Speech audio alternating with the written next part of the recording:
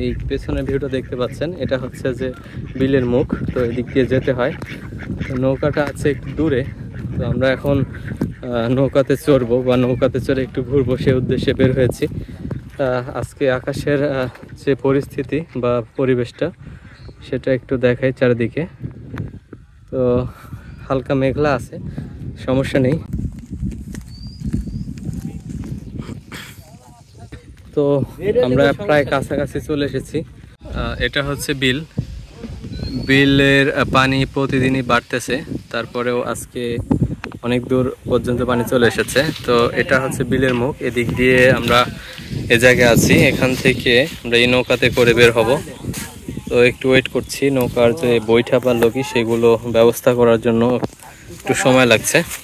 বিসমিল্লাহির রহমানির রহিম। তো নৌকাতে উঠলাম, এই মুহূর্তে আমরা নৌকাতে উঠে পড়েছি। এখন নৌকা থেকে আমরা এই জায়গা থেকে যাত্রা শুরু করব। তো জায়গাটা একটু দেখাই, এটা হচ্ছে দাঁড়ার মুখ বলে সবাই। কয়েক ফুটে বৃষ্টি পড়লো। আমরা একটু বিলের মাঝামাঝি যাব বা পানি চারিদিকে থাকবে এরকম একটা জায়গা। তো আমরা নৌকা নিয়ে যাত্রা শুরু করেছি। যাত্রা শুরু করার সাথে সাথে দেখতে পাচ্ছেন যে জমিগুলোতে একটু পানি উঠেছে এবং সেগুলোতে পোকামাকড় খাওয়ার জন্য যে বকগুলো এসেছে এবং সাদা বক এবং কিছু হাঁস আছে এই জায়গায়। তো সবগুলো বিষয় মিলে প্রাকৃতিক সৌন্দর্যের এক অপরন্ত ভাণ্ডার বলা চলে। আর আমরা আজকে বের হয়েছি একদম বিকেলবেলা, যদিও এখন অনেক বেলা আছে, এরপরেও আজকে সূর্যের কোনো তাপ নেই।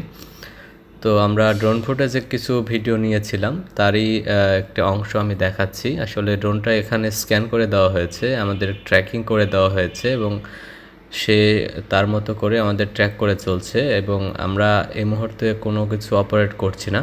চারদিকের দৃশ্যগুলো কত সুন্দর লাগছে, এই বিষয়টা আসলে আমি বলে বোঝাতে পারবো না, কারণ চারিদিকে শুধু পানি, অথই পানি। তো এই জায়গায় গভীরতা প্রায় অনেকখানি এবং আমরা একটা নির্দিষ্ট জায়গায় আজকে যাব। আর নির্দিষ্ট একটি জায়গা বলতে বিলের মাঝখানে একটি দ্বীপের মতো আছে। দ্বীপ বলতে একটি পাড় আছে, পুকুরের পাড়ের মতো। সে জায়গাটা বেশ কিছু উঁচু। তো সেখানে যাব এবং পাড় থেকে আমরা 4 কিলোমিটার দূরে যে গ্রাম দুটো আছে সেই গ্রামে ড্রোন পাঠাবো এবং সেখানে দেখার চেষ্টা করব যে আসলে সব কিছু পরিষ্কার দেখা যায় কিনা। এটাই হচ্ছে আজকের আমাদের প্ল্যান। তো সেই উদ্দেশ্যে আমরা আস্তে আস্তে যাচ্ছি। তো দেখতে পাচ্ছেন লগি দিয়ে নৌকা ঠেলে ঠেলে যাওয়া হচ্ছে।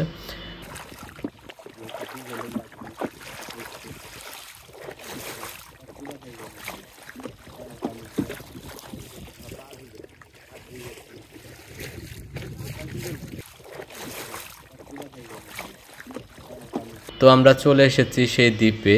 আর সেই দ্বীপ থেকে চারিদিকের ফুটেজটা একটু দেখাচ্ছি। দূরে যে গ্রামগুলো দেখা যায়, আমি একটু যদি জুম করি আবছা আবছা দেখা যায়।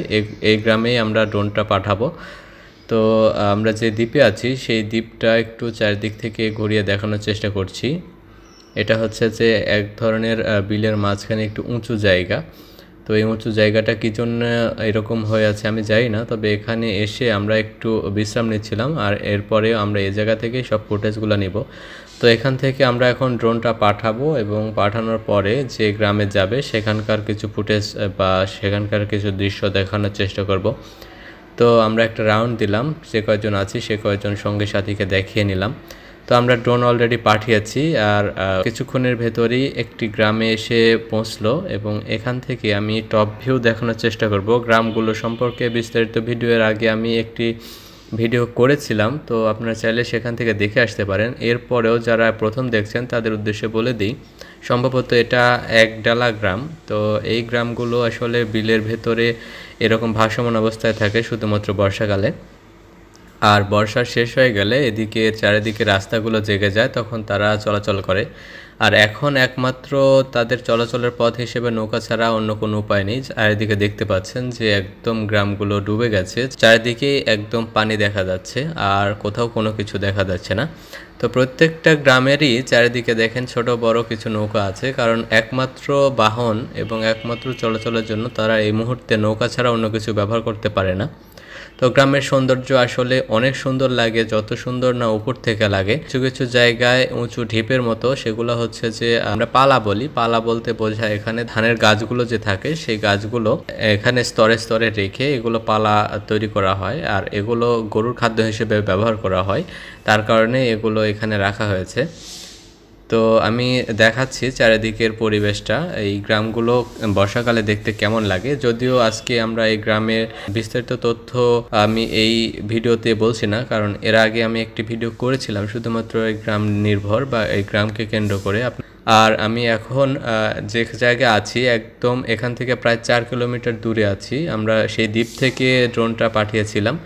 আর আপনারা অনেকে জানেন আমার ড্রোনের মোটামুটি রেঞ্জটা অনেক বেশি, প্রায় 10 কিলোমিটারের মতো যায়, এটা কোম্পানি ক্লেম করে। আমি জানি না কত কিলোমিটার যায়, যদিও 4 কিলোমিটার আজকে পাঠিয়েছি, তারপরেও অনেক সুন্দরভাবে ফুটেজটা নিতে পারছিল। এখন আবার আমি ব্যাক করব, তো সেই ব্যাক করার ভিডিওগুলো আমি আপনাদেরকে দেখাচ্ছি না, কারণ সেগুলো অনেক বড় হয়ে যাবে। তো এর পরবর্তীতে একটি ভিডিও আসবে, আমি পাটুল পাঠাবো, সেই ভিডিওটাও দেখার আমন্ত্রণ জানাচ্ছি।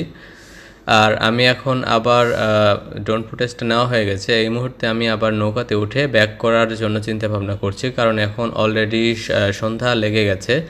সন্ধ্যা লেগে যাওয়ার কারণে আমরা এখান থেকে তড়িঘড়ি করে চলে যাওয়ার চেষ্টা করছি, কারণ যে কোনো মুহূর্তে আবহাওয়া খারাপ হলে আমাদের যাওয়াটা একটু রিস্কি হয়ে যাবে। কারণ এখানে ঠেলা নৌকা, ছোট নৌকা, এই নৌকাটা আসলে অনেক ছোট। তো যেহেতু আবার তারপরে আবার আমাদেরকেই ঠেলে নিয়ে যেতে হবে, তার কারণে। তো ভিডিওটি আজকে এ পর্যন্ত ছিল, কেমন লেগেছে অবশ্যই কমেন্ট করে জানাবেন। নতুন কোনো ভিডিও দেখতে চান কিনা, আগামীতে অনেকগুলো ভিডিও আসতে চলেছে ড্রোন রিলেটেড বা এমনি ট্রাভেল রিলেটেড, তো সেগুলো ভিডিও দেখার আমন্ত্রণ জানিয়ে সবার সুস্বাস্থ্য কামনা করে আজকের মতো এখানেই বিদায় নিচ্ছি। ভালো থাকবেন, সুস্থ থাকবেন, আল্লাহ হাফেজ।